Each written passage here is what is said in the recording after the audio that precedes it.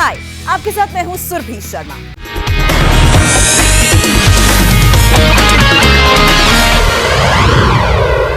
नई दिल्ली में एक एमएलए की चिट्ठी पर बड़ी चर्चा हो रही है और एमएलए का नाम है अमानतुल्लाह खान। ये नाम आपने पहले भी सुना होगा। इनकी चिट्ठी में कहा गया है कि सेंट्रल विस्टा बनेगा तो वहां मौजूद मस्जिदों को नुकसान होगा। आज हमने इस मुद्दे पर केंद्रीय मंत्री से भी बात की। हमारे रिपोर्टर ने भी अमानतुल्लाह खान के आरोप की ग्राउंड जीरो पर जाकर फैक्ट चेकिंग की। इस रिपोर्ट को बड़े ही गौर से देखिएगा, तभी आपको हकीकत क्या है उसका पता चल पाएगा।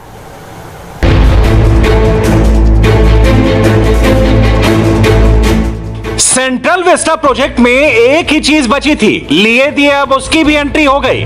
मजहब की नई कंट्रोवर्सी लेकर आए हैं केजरीवाल के सबसे प्यारे और दुलारे भाईजान। कहा है कि सेंट्रल विस्टा से मस्जिद पर खतरा है।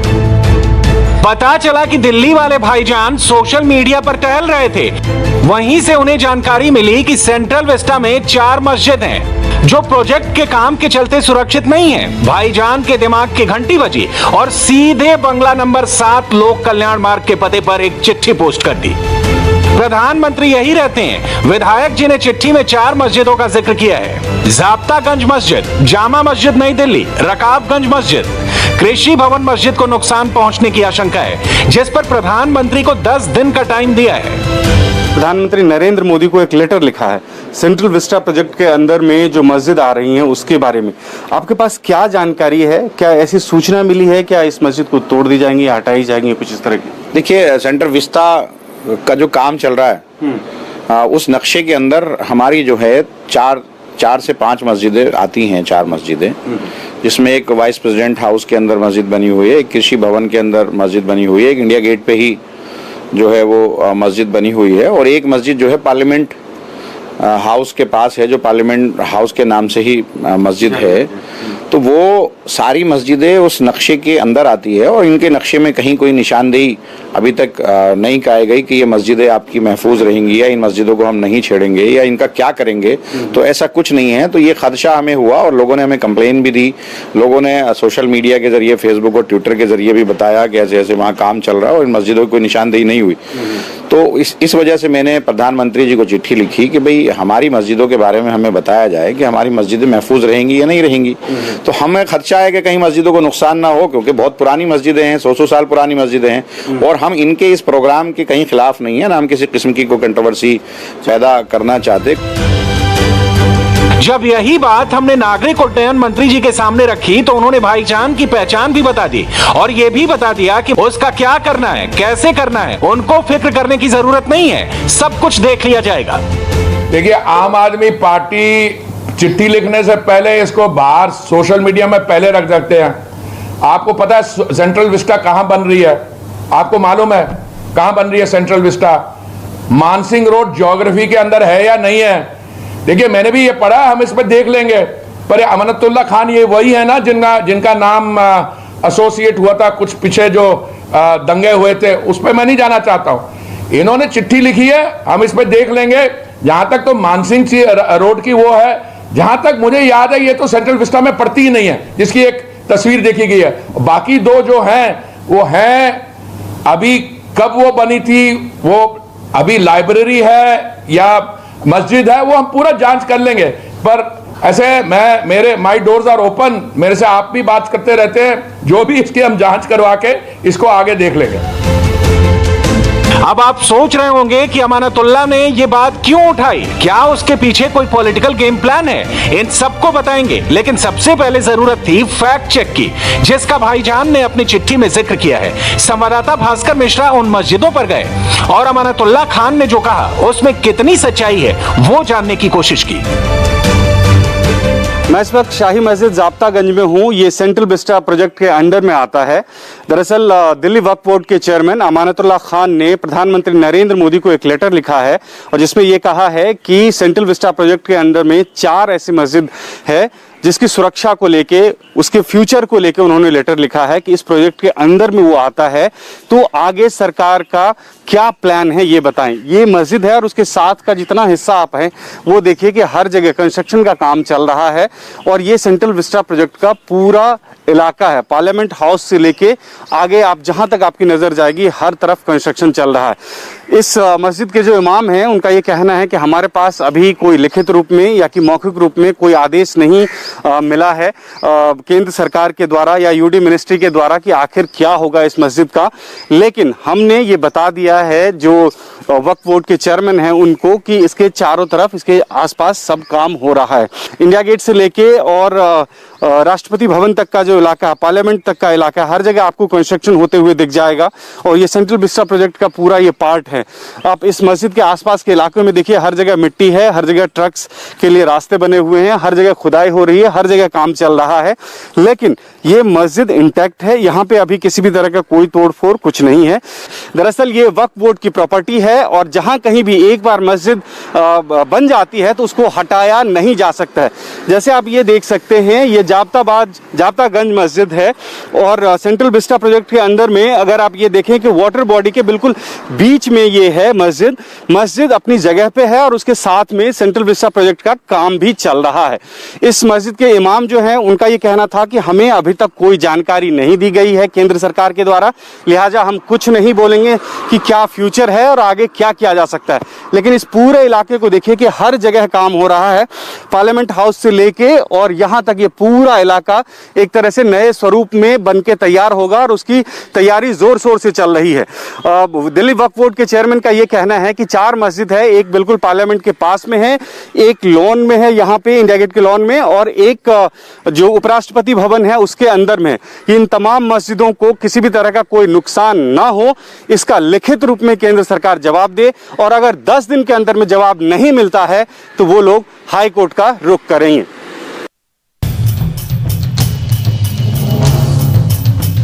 ये सच है कि जहां मस्जिद है उसके आसपास सेंट्रल विस्टा प्रोजेक्ट का काम हो रहा है, लेकिन मस्जिद पर प्रोजेक्ट से खतरा है। मस्जिदें सुरक्षित नहीं है। संवाददाता भास्कर मिश्रा को ग्राउंड पर ऐसा कुछ नजर नहीं आया, लेकिन सवाल है कि एमएलए साहब को फिर इतनी फिक्र क्यों हो रही है और क्यों प्रधानमंत्री को अल्टीमेटम दे रहे हैं। हमने सर्वे किया और सारे मस्जिदों के आसपास काम चल रहा है, तो हमें कोई इस तरह का अभी तक किसी से कोई इत्तला नहीं है, किसी इमाम ने हमें नहीं बताया। लेकिन क्योंकि जाहिर सी बात है कि जो काम चल रहा है और जो नक्शा है, नक्शे के अंदर ही वो मस्जिद आती है, उनकी निशानदेही भी मस्जिद की नहीं हुई है।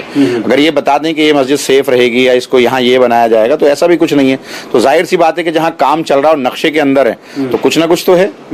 अच्छा, आप लोगों के पास क्या इख्तियार रहता है वहाँ से अगर 10 दिन में जवाब नहीं आता है तो उसके बाद क्या नेक्स्ट कोर्स ऑफ एक्शन है और किस तरह से इसको आगे बढ़ाएंगे? नहीं, हम हाई कोर्ट का रास्ता इख्तियार करेंगे और हम हाई कोर्ट में चाहेंगे कि हाई कोर्ट में एफिडेविट दें केंद्र सरकार और वहाँ बताए कि हमारी मस्जिदों को ये महफूज रखेंगे। क्योंकि हमारा देखिए दिल्ली वक्फ बोर्ड एक्ट के तहत बना हुआ है, पार्लियामेंट एक्ट है, और वंस ए वक्फ ऑलवेज वक्फ, जो एक मरतबा मस्जिद कायम होगी वो ता क़यामत तक मस्जिद रहेगी। तो मस्जिद को कहीं नुकसान न पहुंचे, इसके लिए हम हाई कोर्ट का रास्ता इख्तियार करेंगे और इनसे कोशिश करेंगे कि वहाँ केंद्र सरकार एफिडेविट दे। हमारा ना कोई काम रुकवाने का मकसद है, ना कोई किसी किस्म की हम प्रोपेगेंडा करना चाहते हैं, ना हम जो है किसी किस्म का कोई ऐसी कोई चीज़ भी नहीं है कि हमें नाम करना हो या कुछ ऐसा नहीं है। क्योंकि मैं दिल्ली वक्फ बोर्ड का चेयरमैन हूँ और ये मेरी जिम्मेदारी बनती है कि मैं अपनी मस्जिदों की हिफाजत के लिए जो है कोई ना कोई कदम उठाऊं। अमानतुल्लाह दिल्ली वक्फ बोर्ड के चेयरमैन हैं, साथ ही साथ दिल्ली के मुसलमानों के बहुत बड़े नेता हैं। चिट्ठी का जवाब 10 दिन में पीएमओ से नहीं आया तो हाई कोर्ट जाएंगे। यहां यह भी जानना जरूरी है कि सेंट्रल विस्टा प्रोजेक्ट को लेकर दी गई याचिका पर हाई कोर्ट ने पिछले दिनों एक सख्त टिप्पणी भी की थी। दिल्ली हाई कोर्ट ने 31 मई को सेंट्रल विस्टा प्रोजेक्ट को रोकने की याचिका खारिज की थी। याचिकाकर्ता ने कोरोना महामारी के दौरान निर्माण को रोकने की मांग की थी। दिल्ली हाई कोर्ट ने परियोजना को रोकने की याचिका को दुर्भावना से प्रेरित बताया था। अदालत ने याचिकाकर्ता पर 1 लाख रुपए का जुर्माना भी लगाया था। हाई कोर्ट के फैसले को चुनौती देते हुए याचिकाकर्ता ने सुप्रीम कोर्ट में याचिका दाखिल की। अभी कुछ हुआ नहीं है, लेकिन भाईजान चिंता में बेहाल हुए जा रहे हैं। लेकिन सवाल है कि क्या ये सिर्फ मजहबी फिक्र है या सियासी? ऐसा हम क्यों कह रहे हैं, उसके पीछे सॉलिड लॉजिक है, वो सुनाएंगे। लेकिन उससे पहले नई दिल्ली जामा मस्जिद चलते हैं। भास्कर मिश्रा यहां भी पहुंचे। यहां भी सेंट्रल विस्टा का काम चल रहा है, लेकिन मस्जिद डेंजर जोन में है। ऐसा कुछ नहीं दिखा।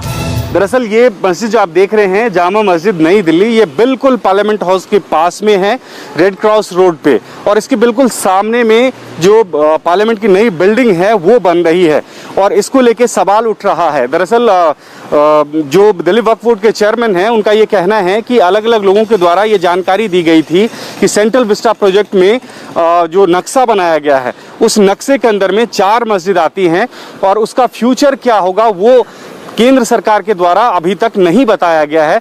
लिहाजा हमने केंद्र सरकार को ये कहा है कि वो बताएं कि इस प्रोजेक्ट की वजह से इन तमाम मस्जिद को कोई नुकसान तो नहीं होने वाला है। हमने मस्जिद के अंदर में बात करने की कोशिश की, जो इमाम हैं वो लोग बात नहीं कर रहे हैं। उनका ये कहना है कि जो वक्फ बोर्ड के चेयरमैन हैं वो जो बता रहे हैं, वो जो बात कर रहे हैं, वही ऑथराइज है और वही जानकारी हमारे पास है, लेकिन केंद्र सरकार के द्वारा कोई जानकारी नहीं दी गई है कि इन मस्जिदों का फ्यूचर क्या होगा। सब कुछ ठीक है, काम चल रहा है, लेकिन खतरा नहीं है, जैसा कि डर जता रहे हैं अमानतुल्ला। लेकिन जिस अग्रेसिव अंदाज में अमानतुल्ला ने यह मुद्दा उठाया है, उसने कुछ सवाल जरूर उठा दिए हैं। मसलन मुसलमानों का मुद्दा आम आदमी पार्टी को सूट करता है। आप दिल्ली के मुस्लिमों को मजबूत वोट बैंक मानती है। एक वक्त मुस्लिम कांग्रेस के साथ थे, अब आपके साथ हैं। 2019 लोकसभा चुनाव में मुस्लिम कांग्रेस के पाले में गए तो आप नंबर 3 पर चली गई थी। आपकी कोशिश रहती है कि दिल्ली में मुस्लिम वोटर्स के रहनुमा दिखे। केजरीवाल ने इसकी बड़ी जिम्मेदारी अमानतुल्ला खान को दी हुई है। तमाम विरोध के बाद भी दिल्ली वक्फ बोर्ड का चेयरमैन बनाया। जब सेंट्रल वेस्टा में मस्जिदों के नुकसान की आशंका की बात आई तो अमानतुल्ला ने हाथों हाथ ले लिया। फिलहाल अमानतुल्ला खान किसी भी कंट्रोवर्सी से इनकार कर रहे हैं। उनका कहना है कि इस प्रोजेक्ट से उनका कोई लेना देना नहीं है। उन्हें अगर फिक्र है तो बस सेंट्रल विस्टा के अंदर आने वाली 4 मस्जिदों की। केंद्र सरकार की तरफ से उन्हें कोई जवाब अभी नहीं मिला है, लेकिन वो नजर बनाए हुए हैं। दिल्ली में पिछले साल भी हिंदू मुस्लिम दंगा हुआ था और हमेशा ये आशंका बनी हुई रहती है। इसलिए अमानतुल्ला खान ने जैसे ही सेंट्रल विस्टा में मस्जिद का मुद्दा उठाया तो ये इसके पीछे के मकसद पर सवाल उठने लगे। अब ये मुद्दा उठा है और इससे पहले कि कोई विवाद हो या इस पर सियासत हो, इसका पटाक्षेप होना जरूरी है। कैमरामैन मुकेश सिन्हा के साथ भास्कर मिश्रा, इंडिया टीवी, दिल्ली।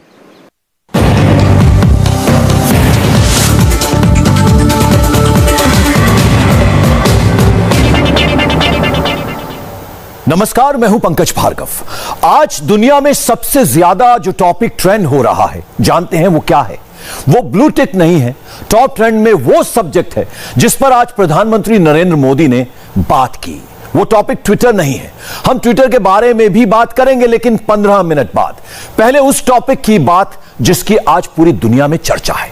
उस टॉपिक पर प्रधानमंत्री की सोच क्या है, यह नरेंद्र मोदी ने आज डिटेल में बताया। नरेंद्र मोदी ने आज इंटरनेशनल हेडलाइन दी। जिस वक्त भारत में कुछ लोग ट्विटर के ब्लू टिक पर बहस कर रहे थे, प्रधानमंत्री नरेंद्र मोदी देश को नेक्स्ट लेवल पर ले जाने का ब्लूप्रिंट बता रहे थे।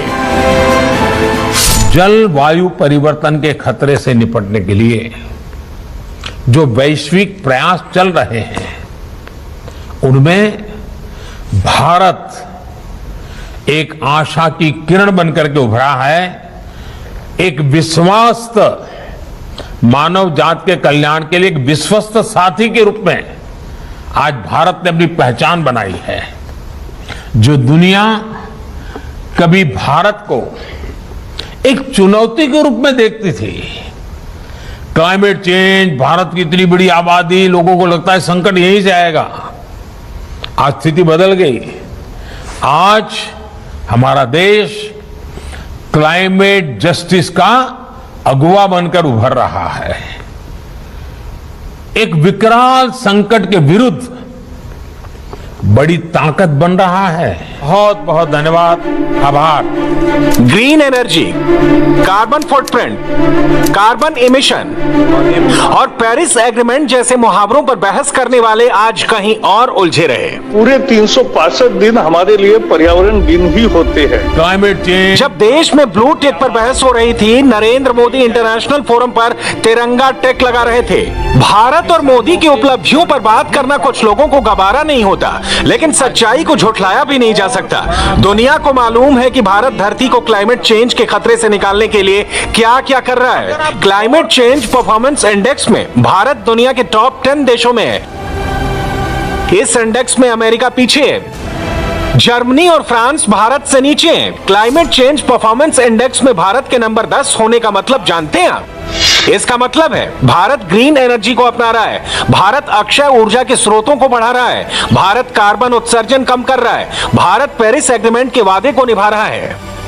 वन सन, वन वर्ल्ड, वन ग्रिड, एक सूरज, एक सृष्टि और एक ग्रिड की व्यवस्था की विजन को साकार करने वाला इंटरनेशनल सोलर अलायंस, उसका निर्माण हो या फिर coalition for disaster resilient infrastructure की पहल हो, भारत एक बड़े वैश्विक विजन के साथ आगे बढ़ रहा है।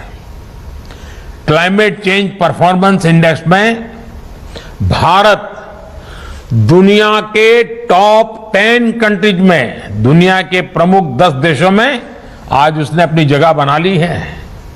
साथियों, क्लाइमेट चेंज की वजह से जो चुनौतियां सामने आ रही हैं, भारत उसके प्रति जागरूक भी है और सक्रियता से काम भी कर रहा है। आज भारत ने अपनी वर्ल्ड एनवायरनमेंट डे के मौके पर नरेंद्र मोदी ने 2 बड़े डिसीजन लिए। मोदी ने 2 बड़े कदम उठाए। पेट्रोल में 20% इथेनॉल मिलाने का टारगेट 2030 से घटाकर 2025 कर दिया और प्रधानमंत्री ने पुणे में महत्वाकांक्षी E100 पायलट प्रोजेक्ट लॉन्च किया। इनका रिजल्ट दिखने में अभी थोड़ा वक्त लगेगा, लेकिन शुभ शुरुआत हो चुकी है। मोदी के नए प्रोजेक्ट के फायदे क्या होंगे, हम थोड़ी देर में बताते हैं। करीब 6 महीने पहले की यह तस्वीर याद है आपको? नरेंद्र मोदी ने 15 दिसंबर 2020 को गुजरात के कच्छ में दुनिया का सबसे बड़ा hybrid renewable energy park launch किया था। कच्छ के खावड़ा में सूरज और हवा की रोशनी से बिजली बनने लगी है। 30 गीगावाट यानी 30,000 मेगावाट क्षमता, सोलर पार्क से 25,000 मेगावाट बिजली, विंड पार्क से 5,000 मेगावाट बिजली, 800 वर्ग किलोमीटर एरिया में सोलर एनर्जी पार्क, 3 साल में आधा और 5 साल में पूरा होगा काम। कच्छ में 1.5 लाख करोड़ रुपए का निवेश, 5 करोड़ टन कार्बन डाइऑक्साइड का उत्सर्जन कम।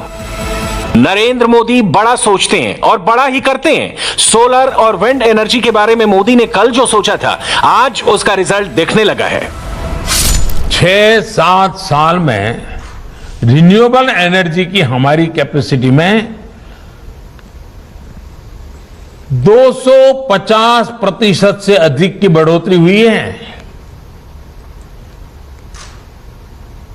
इंस्टॉल रिन्यूएबल एनर्जी कैपेसिटी के मामले में भारत आज दुनिया के टॉप 5 देशों में है।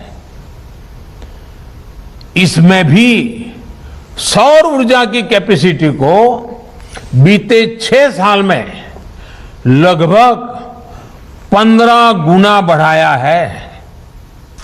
आज भारत कच्छ में, गुजरात के कच्छ के रेगिस्तान में दुनिया का सबसे बड़ा सोलर और विंड का हाइब्रिड एनर्जी पार्क बना रहा है। कोयले से चलने वाले 14 गीगावाट यानी 14,000 मेगावाट के बिजली घरों को बंद करने का फैसला सिर्फ नरेंद्र मोदी ही कर सकते थे। ऐसे समय जब डोनाल्ड ट्रंप ने पेरिस एग्रीमेंट से बाहर आने का ऐलान कर दिया था, जब अमेरिका ने कार्बन उत्सर्जन कम करने से इनकार कर दिया था, तब भी नरेंद्र मोदी दुनिया से अपना वादा निभा रहे थे। मोदी जो करते हैं वो सिर्फ सरकार तक सीमित नहीं रहता, वो अपनी योजनाओं को आम लोगों से जोड़ देते हैं। यही खासियत नरेंद्र मोदी को दूसरे सभी विश्व नेताओं से अलग बनाती है। आज देश का सामान्य मानवी प्रो एनवायरमेंट कैंपेन से जुड़ गया है, वो इसका नेतृत्व कर रहा है। हम देखते हैं कि कैसे सिंगल यूज प्लास्टिक के संबंध में जागरूकता पैदा हुई है। लोग अपने तरीके से थोड़ा थोड़ा प्रयास भी कर रहे हैं, अभी और करने की जरूरत है, लेकिन बात पहुंची है। प्रयास शुरू हुए हैं। हमारे समुद्र तटों की सफाई देखिए, नौजवान इनिशिएटिव लेकर के कर रहे हैं, या फिर स्वच्छ भारत जैसे अभियान हो। इन्हें देश के आम नागरिकों ने अपने कंधे पर लिया, अपने जिम्मे लिया, और मेरे देशवासी आज इसको आगे बढ़ाए हैं। प्रधानमंत्री ने आज जो योजना शुरू की है उसकी कुछ डिटेल्स देख लीजिए, तब इसकी अहमियत अच्छे से समझ में आएगी। 2014 में जब मोदी पीएम बने थे तब पेट्रोल में 1% से 1.5% एथेनॉल मिलाया जाता था। आज पेट्रोल में 8.5% एथेनॉल मिक्स किया जाता है। मोदी का टारगेट 2025 तक इसे 20% करने का है। गन्ने से चीनी निकालने के बाद जो गाढ़ा शीरा बचता है उससे एथेनॉल तैयार किया जाता है। पेट्रोल में जितना ज्यादा एथेनॉल मिलाया जाएगा, देश को उतना ही कम पेट्रोल इंपोर्ट करना पड़ेगा। इसका फायदा सीधे गन्ना किसानों को होगा और भारत का इंपोर्ट बिल भी कम होगा। 2014 में सरकारी तेल कंपनियों ने 38 करोड़ लीटर एथेनॉल खरीदा था। 2021 में उससे 8 गुना ज्यादा 320 करोड़ लीटर एथेनॉल खरीदा जा रहा है। 2025 में 1000 करोड़ लीटर एथेनॉल खरीदने का प्लान है। 2020-21 में सरकारी तेल कंपनियों ने चीनी मिलों को एथेनॉल के बदले 21,000 करोड़ रुपए का भुगतान किया। ये फायदा किसानों तक पहुंचा। एथेनॉल की खरीद बढ़ेगी तो गन्ना किसानों का भी फायदा बढ़ेगा। अब इथेनॉल 21वीं सदी के भारत की बड़ी प्राथमिकताओं से जुड़ गया है। इथेनॉल पर फोकस से पर्यावरण के साथ ही एक बेहतर प्रभाव किसानों के जीवन पर भी पड़ रहा है।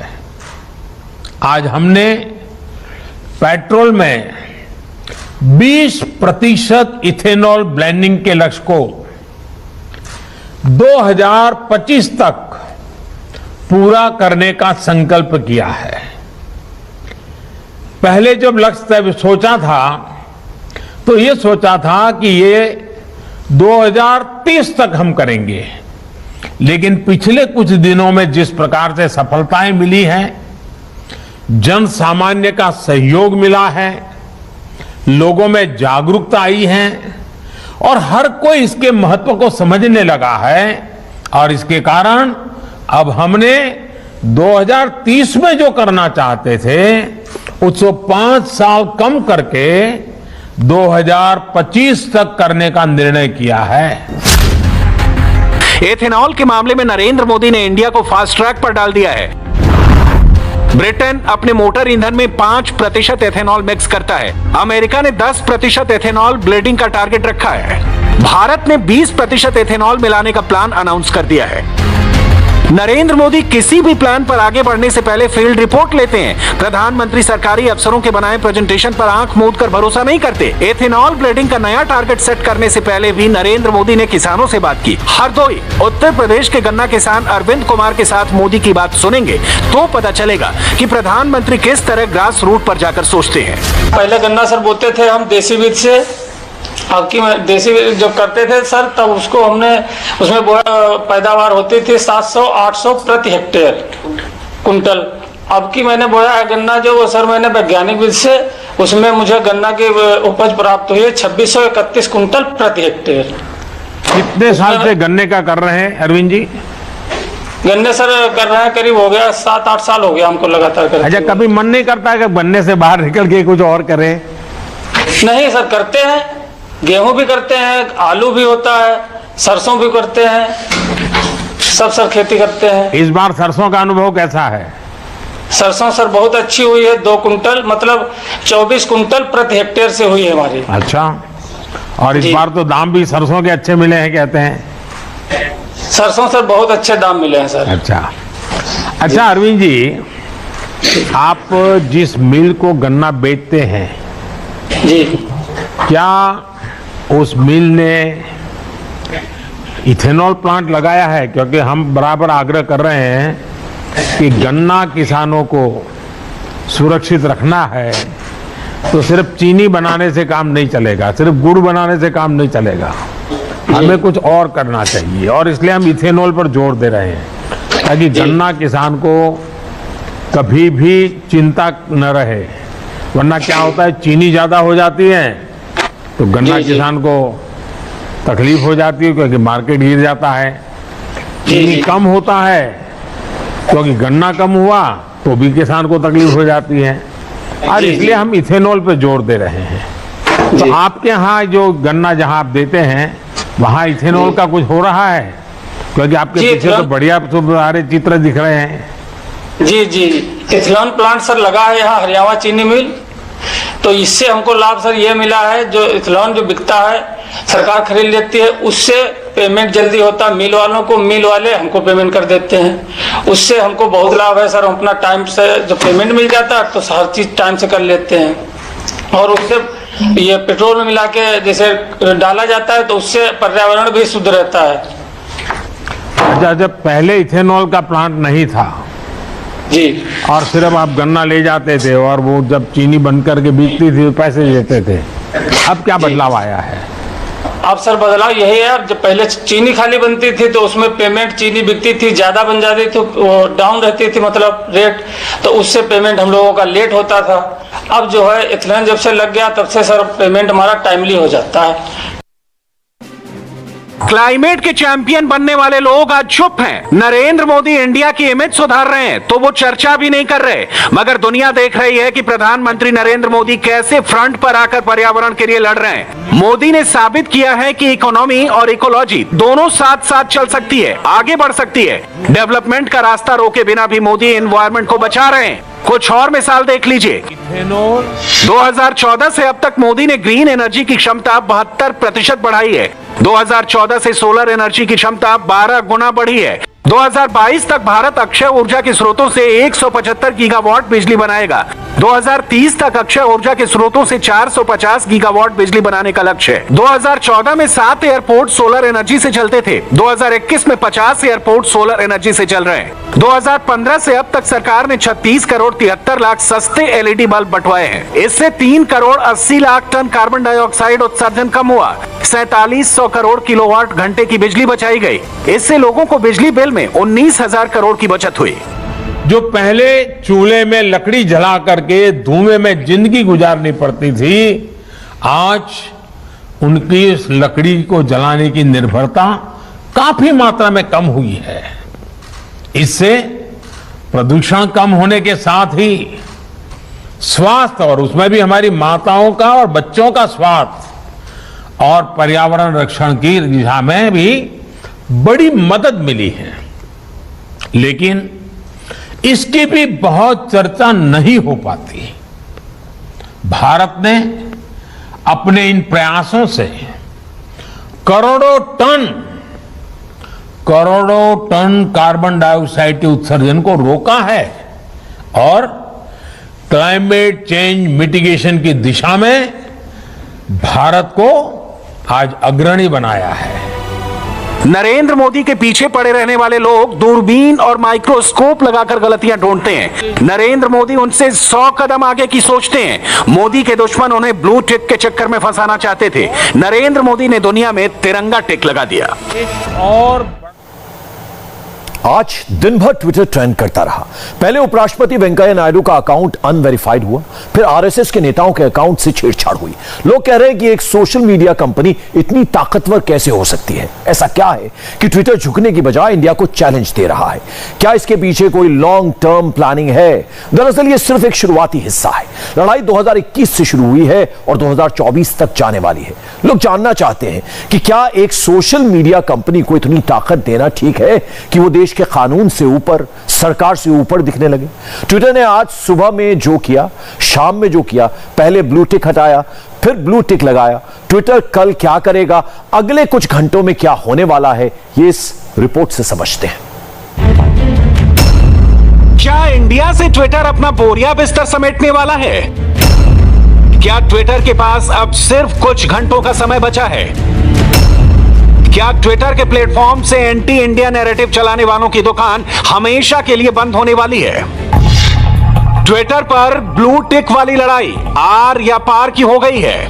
इंडिया हो या अमेरिका, इस वक्त कोई हैशटैग नहीं, खुद ट्विटर ट्रेंड कर रहा है। अब की बार ट्विटर ने जो बदमाशी की है, उसने उसके हिडन एजेंडे को एक्सपोज कर दिया है।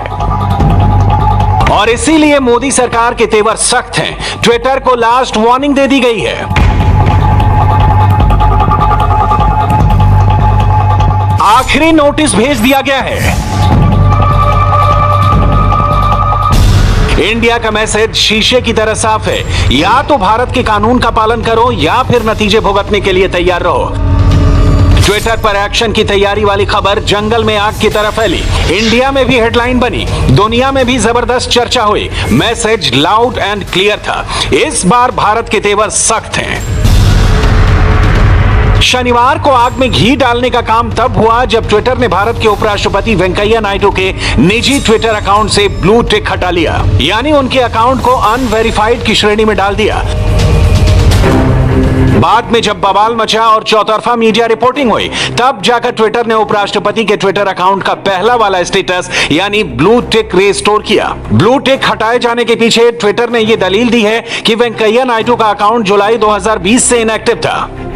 जिस प्रकार से कोट अनकोट मुझे तो लगता है बदले के भाव के साथ कुछ महत्वपूर्ण व्यक्तियों का और खास करके भारत के उपराष्ट्रपति वाइस प्रेसिडेंट के अकाउंट को इस प्रकार से डी-वेरीफाई करना, और जो जवाब हमें मिला बाद में आपने देखा कि किस प्रकार ANI ने जवाब दिया कि ठीक है 1 साल से उन्होंने किसी प्रकार की एक्टिविटी ट्विटर हैंडल में नहीं दिखाया था। ये जवाब भी सेटिस्फाइंग करने वाला नहीं था, क्योंकि हमारे पास ऐसे 85 प्लेटफॉर्म्स हैं जो अभी भी वेरीफाइड है, जिनको डी-वेरीफाई नहीं किया गया, और वो कई सालों से, बल्कि 2016 से 2017 से अभी तक एक्टिव नहीं है, उनको तो डी-वेरीफाई नहीं किया गया।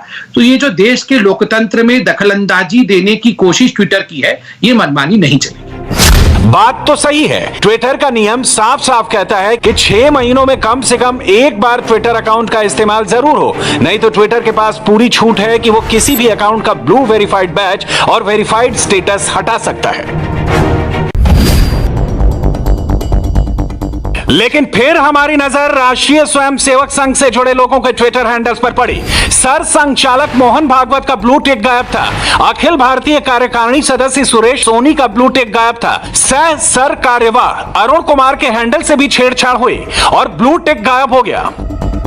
ट्विटर के नियमों के मुताबिक इनमें से ज्यादातर अकाउंट शनिवार सुबह तक एक्टिव थे। ब्लू टिक हटाए जाने से पहले इन अकाउंट से RSS के ट्वीट रीट्वीट भी हुए थे, यानी साफ था कि बात नियमों की थी ही नहीं। ट्विटर अपनी दादागिरी दिखाने की कोशिश कर रहा है, भारत सरकार को कोई खास मैसेज देने की कोशिश कर रहा है। जब हमने इसकी थोड़ी और पड़ताल की तो कुछ और अकाउंट्स की डिटेल मिली। Amazon के CEO जेफ को ही ले लीजिए, इनके अकाउंट पर भी ब्लू टिक एक्टिव है, जबकि इनका आखिरी ट्वीट 28 फरवरी 2020 का है। सिंगर एड शीरीन का आखिरी ट्वीट 18 जुलाई 2017 का है। ये अपना ट्विटर अकाउंट यूज भी नहीं करते, मगर ब्लू टिक अभी भी इनके अकाउंट की शोभा बढ़ा रहा है। कहने का मतलब यह है कि अगर ट्विटर का नियम यह कहता है कि पिछले 6 महीने में ट्विटर अकाउंट में एक बार लॉगिन करना अनिवार्य है और वो इनएक्टिव नहीं है, तो फिर ब्लू टिक या वेरीफाइड अकाउंट जस का तस रहता है। तो फिर इस पैमाने पर उन अकाउंट्स का क्या जो कई सालों से अपना ट्विटर हैंडल इस्तेमाल नहीं कर रहे, 2017 से इनएक्टिव है, मगर बावजूद इसके ब्लू टिक अभी भी उनके हैंडल में 4 चांद लगा रहे हैं।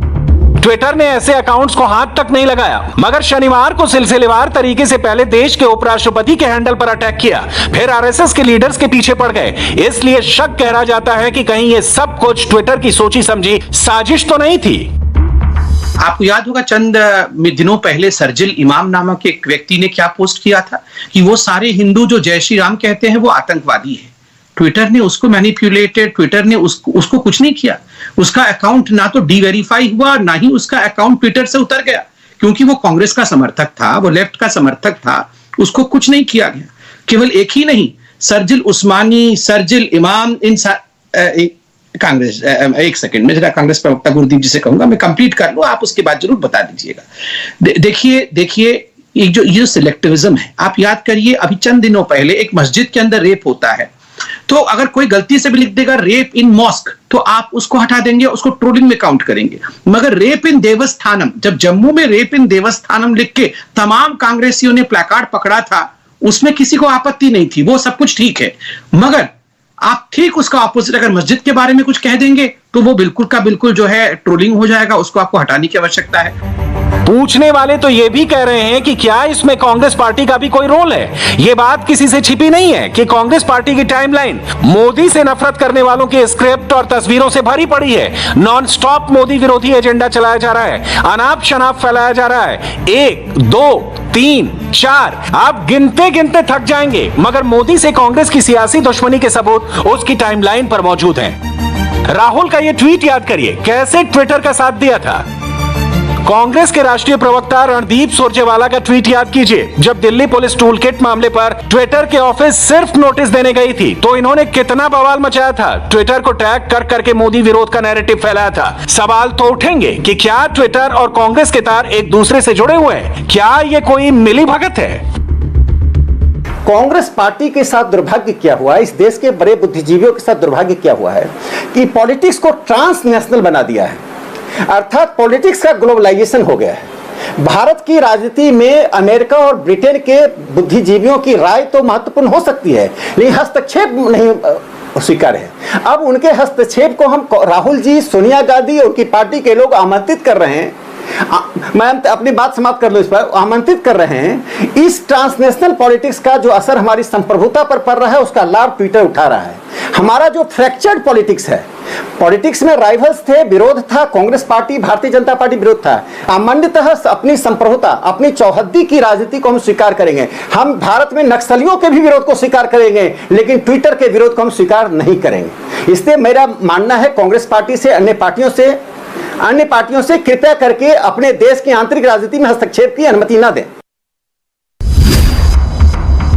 लोग ये भी पूछ रहे हैं कि 5 बड़े आरएसएस नेताओं के ट्विटर हैंडल से हटाए गए ब्लू टिक के पीछे की पॉलिटिक्स कहीं उनके नंबर ऑफ फॉलोअर्स से तो नहीं जुड़ी हुई है, क्योंकि पब्लिक में इनकी पहुंच अच्छी खासी है। मसलन मोहन भागवत के 2,16,000 से ज्यादा, सुरेश भैयाजी जोशी के ट्विटर हैंडल पर 50,000 से ज्यादा, सुरेश सोनी के 34,000 से ज्यादा, कृष्णा गोपाल के 41,000 से ज्यादा और अरुण कुमार के 36,000 से ज्यादा फॉलोअर्स हैं। ये पूरी क्रोनोलॉजी समझनी है तो आपको आरएसएस से जुड़े ऑर्गेनाइजर का ये ट्वीट देखना होगा, इससे सब क्लियर हो जाता है। ऑर्गेनाइजर ने लिखा है, बौखलाए हुए ट्विटर ने लोगों की आपत्ति के बाद अपने टूल किट के मास्टर से मिले ऑर्डर को वापस लिया। मोहन भागवत के लिए हैशटैग ब्लू टिक का असर हुआ। इंटरनेट यूजर्स ने बड़ी संख्या में बैन ट्विटर इन इंडिया को फैलाया। ट्विटर ने शनिवार रात को जो चाल चली वो उस पर भारी पड़ गई। सरकार ने जब स्क्रू टाइट किया, लास्ट वार्निंग दी, तो उसका असर भी तत्काल प्रभाव से हुआ। मोहन भागवत की टाइमलाइन पर ट्विटर के ब्लू टिक का खेल एक्सपोज होते ही ट्विटर को भी समझ में आ गया होगा कि उसकी चोरी पकड़ी गई है, इसलिए पहले मोहन भागवत का अकाउंट वेरीफाइड किया, ब्लू टिक की वापसी हुई। आरएसएस के सर कार्यवाह अरुण कुमार की टाइमलाइन पर भी ब्लू टिक की वापसी हुई। के गोपाल के ट्विटर अकाउंट पर भी ट्विटर ने यू टर्न लिया और गायब ब्लू टिक को ऑन किया। और यही सीन आरएसएस के अखिल भारतीय कार्यकारिणी सदस्य सुरेश जोशी की टाइमलाइन पर भी दिखा। ट्विटर का बैकफुट पर जाना सिर्फ थोड़े दिनों के लिए है। शनिवार को जिस की टाइमलाइन पर जो कुछ हुआ उसमें जबरदस्त पॉलिटिक्स है। कांग्रेस से लेकर लेफ्ट तक सबकी मिलीभगत है। सोच समझ करके ये कहीं ना कहीं जिसको कहते हैं ना पेनिसिलिन देने से पहले थोड़ा सा टीका देके आप जो है ना इंजेक्शन को एलर्जिक रिएक्शन कितना होता है, किस प्रकार का होता है, टेस्टिंग करना चाहते हैं। सुरभि जी, ये टेस्टिंग चल रही है ट्विटर की कि हम बाद में इलेक्शन के समय बहुत बड़े पैमाने में एक इन्फ्लुएंस के रूप में काम करेंगे हिंदुस्तान में। अभी टेस्टिंग करके देखते हैं, वो देख रहे हैं, दे टेस्टिंग द वाटर्स की देखते हैं जरा आज ब्लू टिक हटा के देखते हैं क्या करेगी भारत की सरकार। देखिए, अगर हम अपने अधिकारों के लिए नहीं लड़ेंगे, हम सोए रहेंगे, तो जैसे ईस्ट इंडिया कंपनी घुस के आ गई थी, ये टेक फ्यूडलिज्म है, ये टेक्नोलॉजिकल फ्यूडलिज्म है, ये भी कॉलोनियल रूल है। और ट्विटर अपने आप को एक कॉलोनियल मास्टर के रूप में देख रही है और उसे लगता है अमेरिका में बैठ करके वो सब कुछ हर जगह कंट्रोल कर सकती है। इसी प्रकार से घुस करके कंट्रोल होता है, मगर जवाब नहीं देना है, आपने टैग लगा देना है और डीवेरीफाई कर देना है। और जब सरकार, एक इंडिपेंडेंट कंट्री की डेमोक्रेटिकली इलेक्टेड सरकार 10 बार चिट्ठी लिखकर आपसे पूछती है कि क्या कारण है, तो आप बोलते हैं हम जवाब नहीं देंगे। जब चौथी बार पूछा जाता है तो बोलते हैं ये फ्रीडम ऑफ स्पीच है, हमारी मर्जी है जी, हम क्यों बताएंगे। ऐसे नहीं चलता है। नंबर 1, झूठ बोलना क्राइम है, अफवाहें फैलाना क्राइम है। और ट्विटर के माध्यम से बहुत सारे लोग, जिसमें संबित पात्रा जी के बहुत सारे मित्र भी शामिल हैं, वो इस क्राइम को करते आए हैं, पर ट्विटर ने कभी भी इस पे एक्शन नहीं लिया था। इस बात को लेकर बहस बहुत समय से हो रही है, अभी रिसेंटली ये डिबेट ज्यादा बढ़ गई है क्योंकि अचानक से सरकार को लग रहा है कि उस पर भी अटैक हो रहा है, बीजेपी पे भी, और जो आम जनता है। ठीक है, विवाद शुरू कहां से हुआ? विवाद कोविड पे हुआ शुरू। जब कोविड पे लोगों ने ट्विटर के माध्यम से सहायता मांगनी शुरू की और उनकी सहायता होनी शुरू हुई, और इसमें थोड़ा सा बीजेपी को शायद ये लगा कि उनकी जो छवि पे असर हो रहा है तो वो एक्टिव हो गई। तो इसमें देश के इंटरेस्ट को बचाने के लिए नहीं, अपनी पार्टी को इंटरेस्ट को बचाने के लिए ये पूरा का पूरा वाद विवाद शुरू हुआ था। टूल किट मामले पर कांग्रेस ने पहले दिन से जैसा रुख अपनाया है, जिस तरह खुद को बचाने के लिए ट्विटर को डिफेंड किया, उसे देखकर तो यही लगता है शनिवार के घटनाक्रम का इन सब के साथ कोई ना कोई कनेक्शन जरूर है।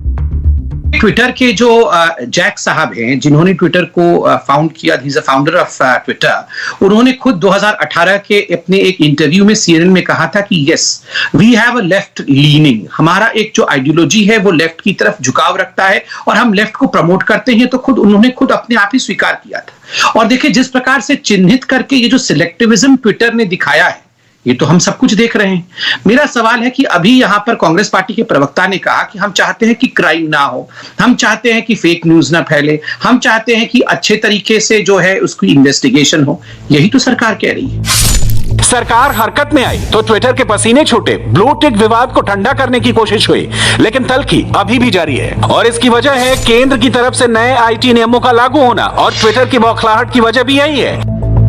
नए आईटी नियमों को लेकर चल रहे विवाद के बीच सरकार ने ट्विटर को अल्टीमेटम देते हुए आखिरी नोटिस जारी कर दिया है। क्लियर मैसेज दिया है कि ट्विटर को आखिरी मौका दिया जा रहा है, नहीं तो जो रियायत मिल रही है वो खत्म कर दी जाएगी, और इसके लिए ट्विटर खुद ही जिम्मेदार होगा। ट्विटर ने अभी तक ना तो चीफ कंप्लायंस ऑफिसर के बारे में बताया है, जो नोडल कॉन्टैक्ट पर्सन नॉमिनेट किया गया है वो भारत में ट्विटर का कर्मचारी नहीं है, साथ ही जो ऑफिस एड्रेस बताया गया है वो भी एक लॉ फर्म का है। नई गाइडलाइंस पर अभी तक ट्विटर ने अपनी रजामंदी नहीं दी है। ये कहीं ना कहीं दिखाता है कि एक आर्बिट्रीनेस, एक मनमानापन ट्विटर कर रहा है। और ये जो कुछ दिनों से ट्विटर के साथ द्वंद्व चल रहा है, ये द्वंद्व एक ही विषय को लेकर है, और वो विषय है क्या हिंदुस्तान का संविधान, हिंदुस्तान के संविधान के नियम कानून ये बड़े हैं या ट्विटर का मनमानी बड़ा है।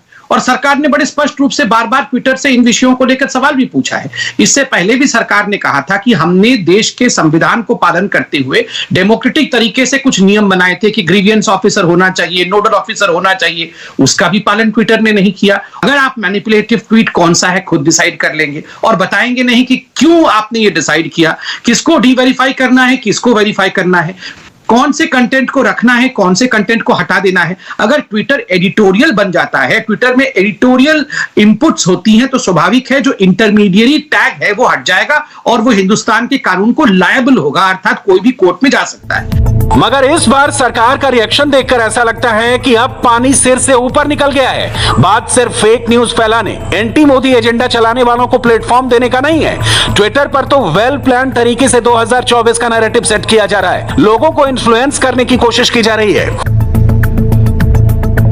आप मुझे एक दिन बता दीजिए जब सुबह सो के उठ के राहुल गांधी जी ट्वीट नहीं करते हैं कांग्रेस हिंदुस्तान के प्रधानमंत्री के खिलाफ, क्या क्या नहीं, चौकीदार चोर है, फलाना है, ऐसी कौन सी गाली है इस धराधाम में जो नरेंद्र मोदी जी को नहीं दी गई है। सबसे गंदी गालियां दी गई हैं, सबसे गंदे गंदे चीज उनके लिए कहे गए हैं। हर दिन ट्विटर में दसियों सवाल उनसे पूछे जाते हैं। क्या किसी ने ट्विटर को उसके लिए कंप्लेंट किया या हमने क्या उनसे प्रश्न पूछने से मना कर दिया? प्रश्न पूछिए, मगर हमारे देश की पॉलिसी को कोई बाहर से बैठ के अमेरिका से ना कंट्रोल करे, हम इतना ही कहना चाहते हैं। देश के अंदर देश की सरकार और विपक्ष के बीच में तू मैं चलता रहेगा। उसके लिए देश में कोर्ट्स भी हैं और देश की जनता है जो निर्णय लेगी। मगर कोई भी देश के बाहर की ताकत हिंदुस्तान के अंदर लोकतंत्र में घुसपैठ करे और हिंदुस्तान के लोकतंत्र पर प्रहार करे और अमेरिका में बैठ के हमें कंट्रोल और नियंत्रित करने का प्रयास करे, बाकी देश अलाउ करते होंगे, हिंदुस्तान इसे अलाउ नहीं करेगा। हमारे देश में आपको व्यवसाय और बिजनेस करना होगा, तो हमारे देश के जो मेंबर ऑफ पार्लियामेंट्स कानून बनाते हैं उन कानूनों का और संविधान का पालन तो अक्षरशः करना होगा। साधारण भाषा में कहें तो कल तक जिस ट्विटर पर सब कुछ पूरी प्लानिंग के साथ खुले में किया जा रहा था, अब उसकी पोल खुल गई है। ट्विटर भी एक्सपोज हो गया है और ट्विटर की आड़ में मोदी विरोधी माहौल बनाकर स्क्रिप्ट फैलाने वाले स्क्रिप्ट राइटर्स भी एक्सपोज हो चुके हैं। और शराब माफिया के खिलाफ कहां चला योगी सरकार का बुलडोजर, तस्वीरें दिखाएंगे ब्रेक के बाद।